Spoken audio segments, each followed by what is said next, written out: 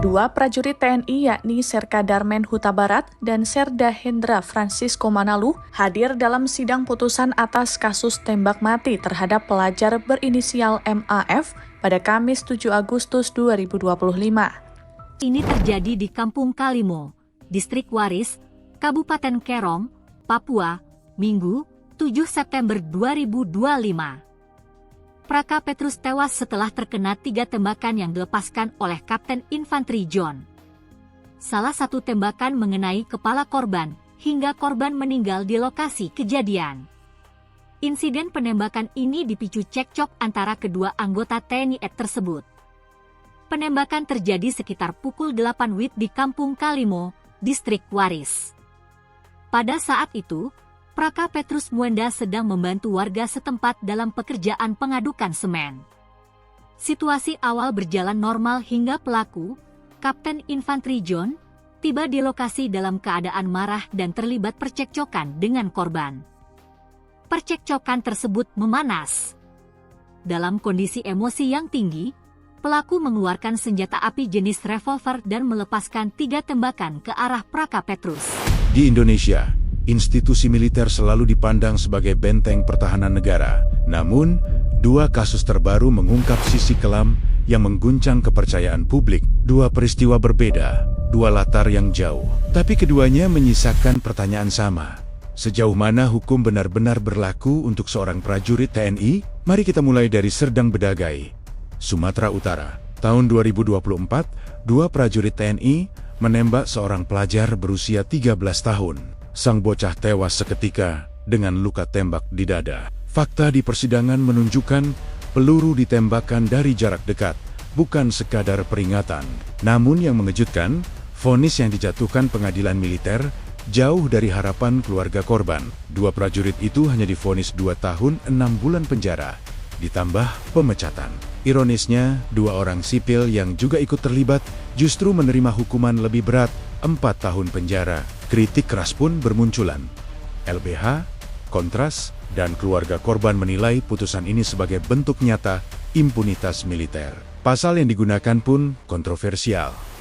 Pasal 359 KUHP tentang kelalaian, padahal bukti di lapangan menunjukkan adanya unsur kesengajaan. Lalu, mari kita bergeser ke Papua. September tahun 2025, di Distrik Waris, Kerom, terjadi tragedi lain. Seorang perwira, Kapten Infanteri JN, dari Bais, menembak mati Praka Edison Muenda, prajurit Kodim yang sedang kerja bakti dengan warga. Awalnya, hanya perselisihan kecil, hanya karena debat. Namun Praka Edison mengejar atasannya dengan membawa kapak. Kapten JN melepaskan 2 tembakan peringatan, sebelum akhirnya melepaskan tembakan fatal ke kepala korban. Praka Edison tewas di tempat. Kapten JN dijerat dengan pasal 338 KUHP tentang pembunuhan. Tetapi, lagi-lagi, karena pelaku adalah anggota aktif TNI, kasus ini diproses di peradilan militer. 2 kasus ini, meski berbeda, punya benang merah yang sama, krisis akuntabilitas di tubuh militer. Dalam kasus Serdang Bedagai, korban adalah sipil. Seorang anak. Dalam kasus Kerom, korban adalah sesama prajurit. Tapi yang jadi sorotan bukan hanya siapa yang jadi korban, melainkan bagaimana hukum ditegakkan. Publik menilai peradilan militer lebih sering menjadi ruang impunitas ketimbang pengadilan. Vonis ringan, minim transparansi, dan kerap tak sejalan dengan fakta lapangan. Kritik pun mengalir deras. Mengapa prajurit TNI yang menembak anak hanya dihukum 2 tahun 6 bulan? Mengapa kasus di Papua harus tetap diadili di peradilan militer, padahal menyangkut tindak pidana umum? Pertanyaan-pertanyaan ini membawa kita pada isu besar, perlunya reformasi sistem peradilan militer. Selama ini, tindak pidana yang dilakukan prajurit terhadap sipil atau dalam kondisi non-pertempuran tetap berada di ranah militer. Padahal, banyak pihak menilai seharusnya perkara semacam itu diproses di peradilan umum agar lebih transparan dan adil. Namun, masalah ini tidak hanya sebatas hukum. Ada faktor lain yang memperparah tekanan psikologis prajurit di medan operasi, lemahnya pengawasan internal, hingga budaya kekerasan yang masih melekat. Di Papua, misalnya, tekanan mental akibat operasi panjang di daerah konflik bisa membuat sebuah cekcok kecil berubah jadi tragedi. Di Sumatera Utara, kedekatan antara aparat dan warga sipil justru berujung pada kekerasan yang mematikan. Akhirnya, dua kasus ini memperlihatkan satu hal.